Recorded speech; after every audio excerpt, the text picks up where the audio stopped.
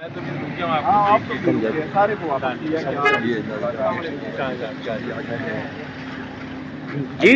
برسٹر علی ظفر صاحب بتائیے گا کہ آپ تو سینیٹر ہیں، آپ کو بھی روک لیا گیا ہے، کیا وجوہات ہو سکتی ہیں، کیوں نہیں آپ کی ملاقات ہونے پا رہی اب تک؟ یہ تو آج بڑا آج تو بڑا ضروری بات کرنی تھی، کیونکہ آپ کو پتہ ہے کہ ہمارا ایک طرف ہندوستان جو ہے وہ ہمیں للکار رہا ہے اور عمران خان صاحب کی آواز پوری قوم سننا چاہتی ہے. بہت ضروری ہے کہ ان سے ہم اس پہ مشاورت کریں تاکہ وہ قوم کے لیے آواز اٹھا سکیں اور ہم پھر مقابلہ کر سکیں دشمن کا. آج تو پاکستان کے لیے ہم نے آج ملاقات کرنی تھی. آج کا دن روکنا درست نہیں ہے.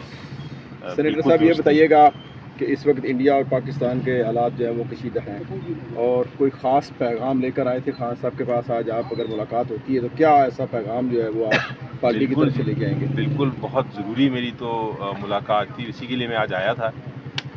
میں تو انتظار کروں گا کہ ابھی شاید ہمیں اجازت اگر ملتی ہے اور ہم جا کے ان سے بات کر سکتے ہیں تو پھر آپ کے سامنے آ کے بالکل جن کا لسٹ میں نام ہوتا ہے ان کو ملاقات نہیں کروائی جاتی، اور جن کا لسٹ میں نام نہیں ہوتا وہ لوگ ملاقات کے لیے پہنچ جاتے ہیں. تو اس کا مطلب کیا نظر آ رہا ہے کہ پارٹی کے اندر کچھ دراڑیں ہیں جس کی وجہ سے وہاں پر ملاقات نہیں کرائی جا رہی؟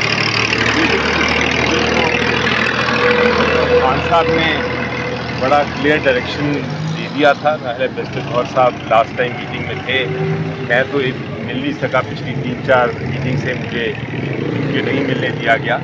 لیکن عبدل سے خان صاحب نے جو پیغام بھیجا انہوں نے کہا کہ لسٹ شسٹ کو آپ چھوڑیں، میرے ساتھ جو مل سکتا ہے مجھے آ کے ملے، میرے پارٹی کے لوگ ہیں، مجھے تو ملنے میں کوئی حرج نہیں ہے. تو آپ کیوں لسٹ بنا رہے ہیں؟ اس لیے خان صاحب تو ہر ایک سے ملنا چاہتے ہیں. ہم سارے خان صاحب کے ہی سپاہی ہیں اور ہم خان صاحب کے ہی پاس جا کے مشاورت کرنا چاہتے ہیں. سیاسی بصارت بھی رکھتے ہیں، آپ کی سیاسی بصارت کیا کہتی ہے کہ کیوں پچھلے 2-3 مہینوں سے ملاقاتیں نہیں کروائی جا رہی، کیا وجہ ہے؟ جی دیکھیں، آج اب کیوں نہیں کرائی جا رہی، کیا نہیں کرائی جا رہی، وہ بیسکلی خان صاحب کو ایک آئسولیشن میں رکھنا چاہتے ہیں. وہ یہ کرنا چاہتے ہیں کہ ان تک ہماری انفارمیشن نہ پہنچ سکے، ہم ان سے بات نہ کر سکیں، ان کو آگاہ نہ کر سکیں کہ باہر کیا ہو رہا ہے. اور ان کی جو ایڈوائس ہوتی ہے، ان کی جو ڈائریکشن ہوتا ہے، وہ پھر ہمارے سے بہت اونچا ڈائریکشن ہوتا ہے، وہ ہمیں نہ ملے. یہ بیسکلی موقف یہ ہے کہ ہمیں ڈائریکشن نہ ملے. جب ڈائریکشن نہیں ملتا تو پارٹی بھی کنفیوز رہتی ہے. انڈیا کے ساتھ اس وقت اپنا حالات کشیدہ ہیں.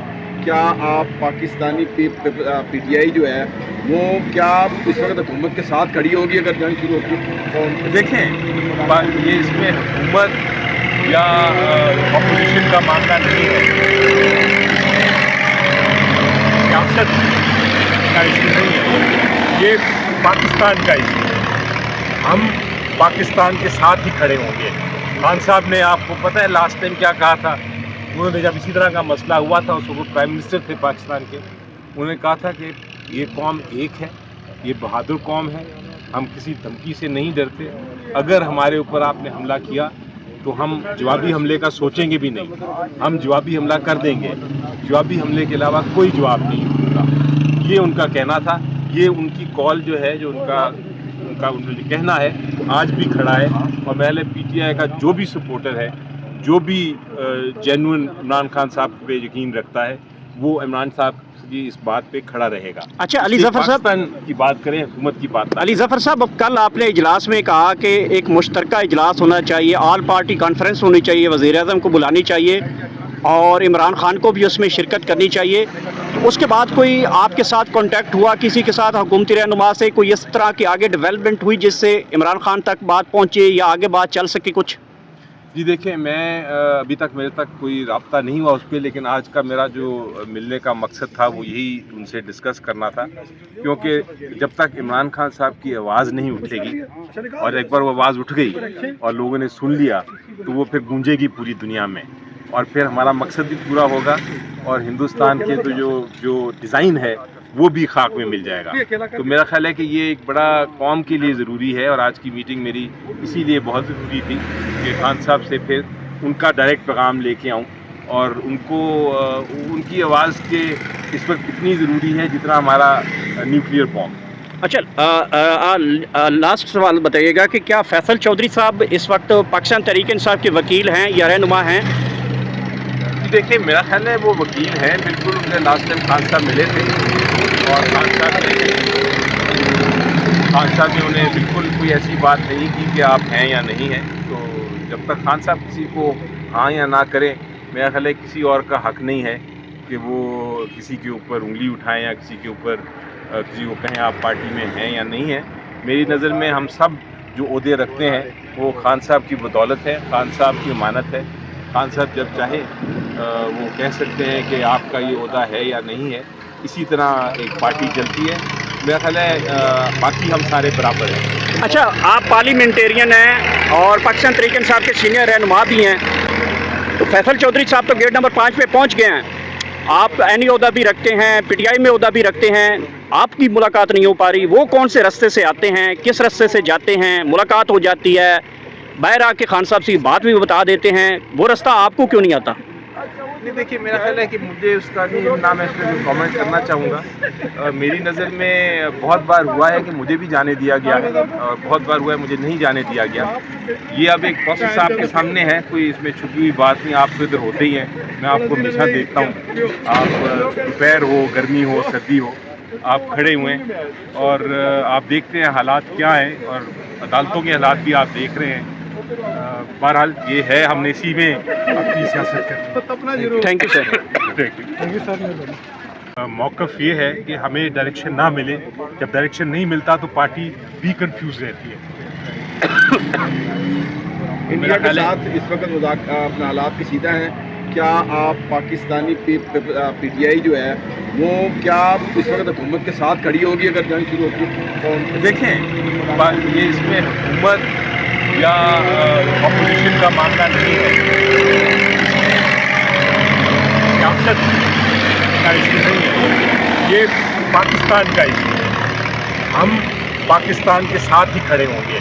खान साहब ने, आपको पता है लास्ट टाइम क्या कहा था? उन्होंने जब इसी तरह का मसला हुआ था, उस वक्त प्राइम मिनिस्टर थे पाकिस्तान के, उन्होंने कहा था कि ये कौम एक है, ये बहादुर कौम है, हम किसी धमकी से नहीं डरते।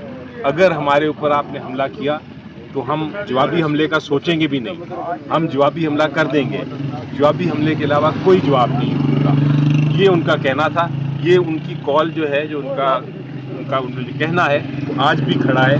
और मैंने पीटीआई का जो भी सपोर्टर है, जो भी जेन्युइन इमरान खान साहब पे यकीन रखता है, वो इमरान साहब की इस बात पे खड़ा रहेगा। अच्छा, अली जफर साहब की बात करें, हुकूमत की बात। अली जफर साहब, अब कल आपने इजलास में कहा कि एक मुश्तरका इजलास होना चाहिए, ऑल पार्टी कॉन्फ्रेंस होनी चाहिए, वज़ीर आज़म को बुलानी चाहिए और इमरान खान को भी उसमें शिरकत करनी चाहिए। तो उसके बाद कोई आपके साथ कांटेक्ट हुआ किसी के साथ, हुकूमती रहनुमा से, कोई इस तरह की आगे डेवलपमेंट हुई जिससे इमरान खान तक बात पहुँचे या आगे बात चल सके कुछ? जी देखिए, मैं अभी तक मेरे तक कोई राब्ता नहीं हुआ उस पर, लेकिन आज का मेरा जो मिलने का मकसद था वो यही उनसे डिस्कस करना था। क्योंकि जब तक इमरान खान साहब की आवाज़ नहीं उठेगी, और एक बार वो आवाज़ उठ गई और लोगों ने सुन लिया, तो वो फिर गूंजेगी पूरी दुनिया में और फिर हमारा मकसद भी पूरा होगा और हिंदुस्तान के तो जो डिज़ाइन है वो भी खाक में मिल जाएगा। तो मेरा ख्याल है कि ये एक बड़ा कौम के लिए ज़रूरी है और आज की मीटिंग मेरी इसीलिए बहुत ज़रूरी थी कि खान साहब से फिर उनका डायरेक्ट पैगाम लेके आऊँ और उनको उनकी आवाज़ के इस वक्त इतनी ज़रूरी है जितना हमारा न्यूक्लियर बॉम्ब। अच्छा, लास्ट सवाल बताइएगा कि क्या फैसल चौधरी साहब इस वक्त पाकिस्तान तहरीक इंसाफ के वकील हैं या रहनुमा हैं? जी देखिए, मेरा ख्याल है वो वकील हैं, बिल्कुल उनसे लास्ट टाइम खान साहब मिले थे और खान साहब ने उन्हें बिल्कुल कोई ऐसी बात नहीं की कि आप हैं या नहीं हैं। तो जब तक खान साहब किसी को हाँ या ना करें, मेरा ख्याल है किसी और का हक नहीं है कि वो किसी के ऊपर उंगली उठाएं या किसी के ऊपर किसी को कहें आप पार्टी में हैं या नहीं हैं। मेरी नज़र में हम सब जो ओहदे रखते हैं वो खान साहब की बदौलत है, खान साहब की अमानत है। खान साहब जब चाहे वो कह सकते हैं कि आपका ये ओहदा है या नहीं है।